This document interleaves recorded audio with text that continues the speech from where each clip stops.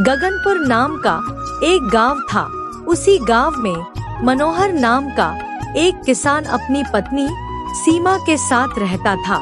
गांव के अधिकांश लोग खेती किसानी का काम करते थे। एक दिन मनोहर अपनी पत्नी सीमा से कहता है, अरे ओ भाग्यवान, इस बार तो हमारी फसल बहुत अच्छा हुआ है। हाँ जी, आप बिल्कुल सही बोल रहे हो। इस बार हमें अच्छा लाभ होगा। इतना कहकर दोनों खाना खाकर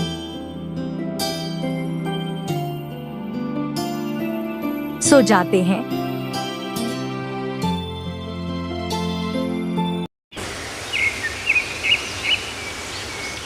सुबह होते ही दोनों अपने खेत जाने के लिए निकल जाते हैं।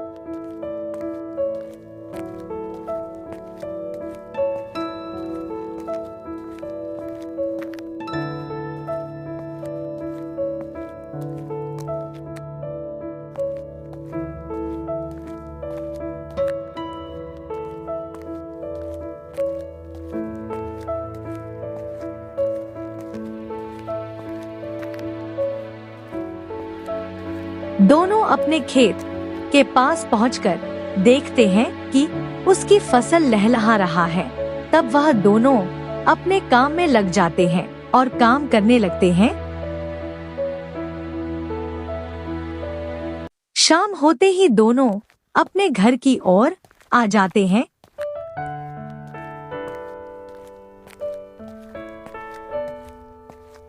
घर में पहुंचकर मनोहर कहता है, मैं इस बार सोचता हूँ कि हम दोनों इस फसल को बेचकर खुशी खुशी जीवन यापन करेंगे। हाँ जी, आप सही बोल रहे हो। आखिर हम दोनों ने इतनी मेहनत करके यह फसल उगाया है। ऐसे ही कुछ दिन बीत जाते हैं। तब फसल कटाई का समय आ जाता है। तब मनोहर कहता है, हम दोनों कल खेत जाकर फसल काट लेंगे और मैं उसे बाजार में बेच आऊंगा। सुबह होते ही खेत जाने के लिए निकल जाते हैं।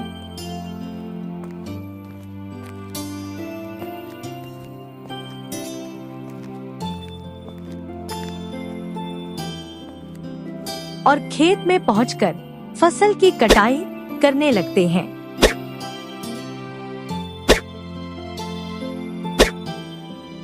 कुछ ही देर में दोनों पूरे फसल की कटाई कर लेते हैं।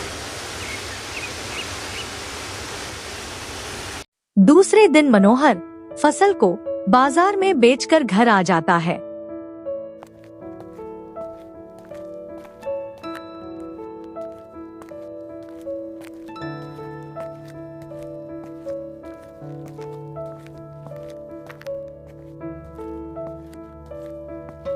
और कुछ सालों तक दोनों खुशी खुशी जीवन यापन करते हैं। एक दिन सीमा घर का काम कर रही थी। तभी सीमा चक्कर खाकर नीचे गिर जाता है। सीमा को देखकर मनोहर तुरंत दौड़कर उसके पास आता है और उसे उठाकर बिस्तर पर लेटा देता है। तब मनोहर दौड़कर गांव के वैद्य को बुलाता है।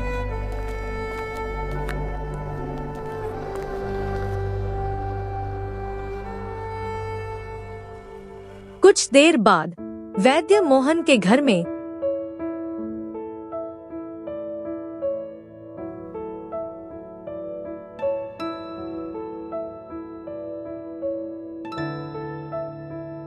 पहुंच जाता है। मनोहर बेटा, बधाई हो, तुम पिताजी बनने वाले हो। इस बात को सुनकर मनोहर बहुत खुश हो जाता है। तब वैद्य जी वहां से चले जाते हैं और मनोहर सीमा का अच्छे से देखभाल करने लगता है। कुछ दिनों के बाद सीमा ने एक सुंदर से बच्चे को जन्म दिया। सीमा ने उसका नाम सुनील रखा। सीमा अपने बेटे सुनील से बहुत ही प्यार करता था।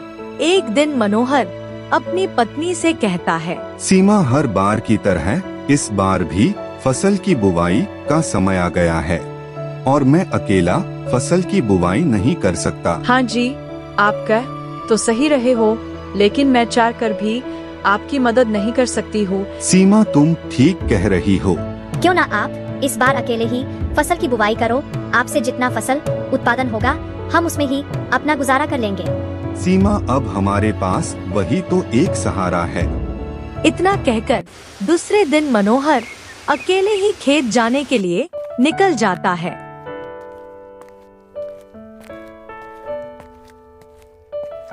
और खेत में पहुंचकर फसल की बुवाई करने लगता है। कुछ देर में मनोहर ने पूरे खेत में फसल की बुवाई कर दिया। मनोहर बुवाई करके अपने घर की ओर चला गया और अपने घर में पहुंचकर मनोहर ने कहा, अरे वो भाग्यवान, जल्दी से मेरे लिए खाना लगा दो। मनोहर की आवाज को सुनकर सीमा ने खाना लगाया और खाना खाकर सीमा, मैंने आज पूरे खेत में फसल की बुवाई कर दिया है। अब तो बस फसल उगने का इंतजार है। धीरे धीरे सुनील भी बड़ा होने लगता है। तभी मनोहर अपने फसल को देखने जाता है और फसल को देखकर खुश हो जाता है। अरे वाह, मेरा फसल तो उगने लगा है। यह जल्द ही बड़े हो जाएगा। इतना कहकर मनोहर अपने घर आ जाता है और कहता है, सीमा, हमारे खेत की फसल अभी बहुत अच्छा है। अगर वर्षा होगा तो अगली बार की तरह इस बार भी हमारी फसल अच्छा होगा। मनोहर जी, अब तो हमारा बच्चा सुनील भी बड़ा हो गया है। क्यों ना मैं कल से आपके साथ खेत चलूं? कितने दिनों तक आप अकेले ही खेती करते रहोगे? ठीक है सीमा। ऐसे ही कुछ दिन बीत जाते हैं। गांव के सभी लोग चिंतित हो गए। गांव में पानी का एक बूंद भी नहीं गिरा। बारिश के न होने से किसानों की फसल सूखने लगा, लेकिन पानी का कोई नामो निशान नहीं था। हे भगवान, आप हमारा कैसा परीक्षा ले रहे हो? हम इतनी मेहनत करके 2 वक्त की अनाज उगाते हैं। अगर हमारे फसल बर्बाद हो जाएगा तो हम लोग भूखे ही मर जाएंगे। इतना कहकर मनोहर रोने लगता है। मनोहर जी, आप बिल्कुल चिंता ना करिए, सब कुछ ठीक हो जाएगा। लेकिन एक दिन भी बारिश नहीं हुआ और सभी किसानों की फसल बिना पानी के सूखकर बर्बाद हो गए। ऐसे ही कुछ दिन बीत गए और सुनील भी 18 वर्ष का हो गया। मनोहर जी, आखिर हम कब तक हाथ में हाथ धरकर बैठे रहेंगे? हमें अपने जीवन यापन करने के लिए बाहर जाकर कमाना होगा। सीमा, तुम ठीक कह रही हो। हम 2-4 सालों में पैसे इकट्ठे करके वापस गाँव आ जाएंगे और हमारे बेटा सुनील गाँव में ही रहेगा और जरूरत पड़ने पर हम मोबाइल से बात करेंगे और पैसे भेजते रहेंगे। माता पिता की बात को सुनकर सुनील की आंखों में आंसू आ गए।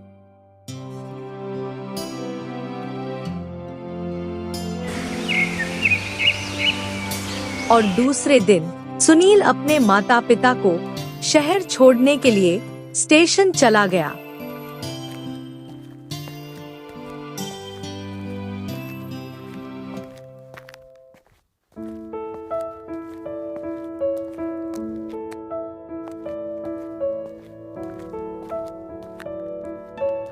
स्टेशन के पास पहुंचकर सीमा ने अपने बेटे सुनील से कहा, बेटा सुनील, अपना ध्यान रखना, मुझे माफ कर देना। बेटा, मैं तुम्हें छोड़कर नहीं जाना चाहती हूँ, पर मजबूरी है। अगर जाएंगे नहीं तो खाएंगे क्या? माँ, पिताजी, आप दोनों भी अपना ख्याल रखना।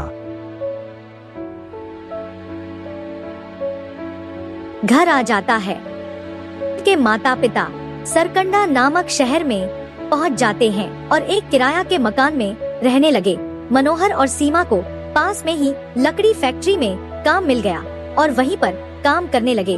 दूसरी तरफ सुनील के माता पिता के जाने के बाद सुनील बिल्कुल अकेला पड़ गया और सुनील ने एक दिन सोचा, मैं भी किसी काम पर लग जाता हूँ। थोड़े ही न सही, कुछ पैसे तो कमा लूंगा। इतना कहकर सुनील शाम को ही काम की तलाश में निकल जाता है।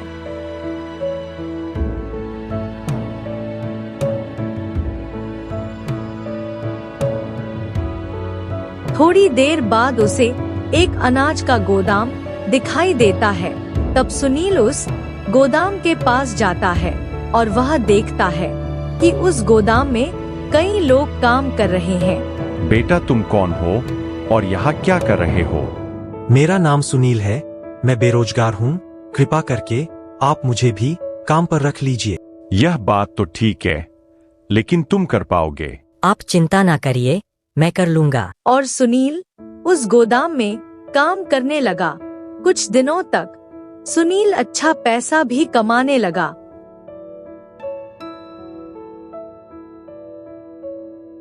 उधर सुनील की माता पिता और जी जान से मेहनत करते थे और सुनील भी जी जान से मेहनत करता। कुछ दिनों बाद गांव में होली का त्योहार आया। तब सुनील ने अपने माता पिता से फोन लगाया और कहा, माँ प्रणाम, कुछ दिन बाद गांव में होली का त्योहार है। हमारे गांव में सभी लोग अपने माता पिता के साथ होली मनाएंगे। क्या आप लोग 1-2 दिन की छुट्टी लेकर गांव आएंगे? अरे बेटा, हम अभी नहीं आ सकते, हमें बड़ी मुश्किल से यहाँ पर काम मिला है। अगर हम छुट्टियाँ लेंगे तो हमें काम से निकाल देगा। हम इस बार नहीं आ सकते। ठीक है माँ, अगली बार आप दोनों जरूर आना। इतना कहकर सुनील फोन काट देता है और उदास हो जाता है। दूसरे दिन गांव के सभी लोग होली खेल रहे होते हैं और सुनील उदास बैठा होता है।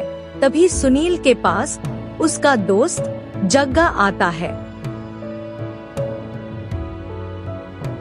और कहता है, क्यों भाई सुनील, आ गए तुम्हारे माता पिता? नहीं आए ना, मैं जानता था। इतना कहकर जग्गा सुनील को चिढ़ाने लगता है और वहाँ से चला जाता है।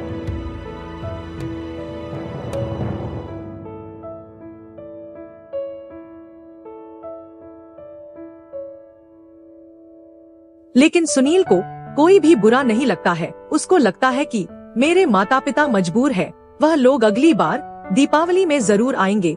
इतना कहकर सुनील अपना घर आ जाता है और सुनील अपने काम में चला जाता है। ऐसे ही 2-4 महीने बीत जाते हैं और आखिरकार दीपावली का त्योहार आ जाता है। सुनील भी काम करके अच्छा पैसा कमा लिया था और बहुत ही खुश था कि इस बार मेरा माता पिता आएंगे। सुनील तुरंत अपने माता पिता को फोन लगाता। माँ पिताजी, हर बार की तरह इस बार भी दीपावली का त्योहार आ गया है। आप लोग इस बार गाँव आएंगे ना? हाँ बेटा, इस बार हम लोग त्योहार में गाँव आ रहे हैं और हमने कुछ पैसे भी इकट्ठा कर लिया है, जिससे हम कई सालों तक खुशी खुशी जीवन यापन कर सकते हैं। हम कल ही गाँव के लिए निकल जाएंगे। दूसरे दिन सुनील के माता पिता गांव आने के लिए स्टेशन के पास पहुंच जाते हैं और गांव के लिए पैदल ही निकल जाते हैं।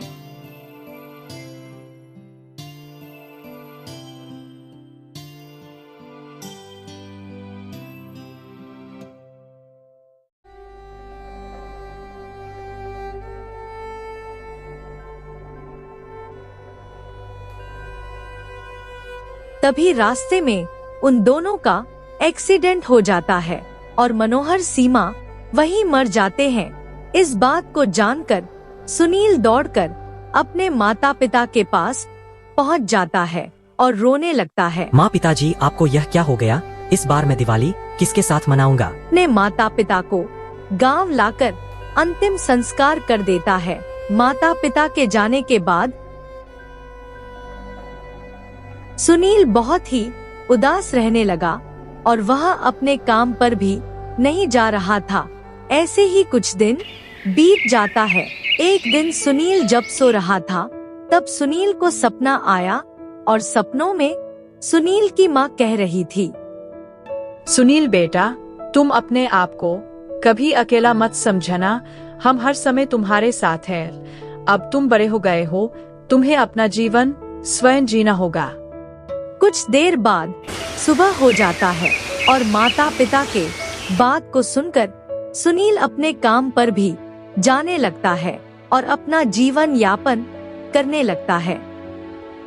अगर आपको यह वीडियो अच्छा लगे तो एक लाइक और सब्सक्राइब कर लीजिए। धन्यवाद। मिलते हैं नेक्स्ट वीडियो में।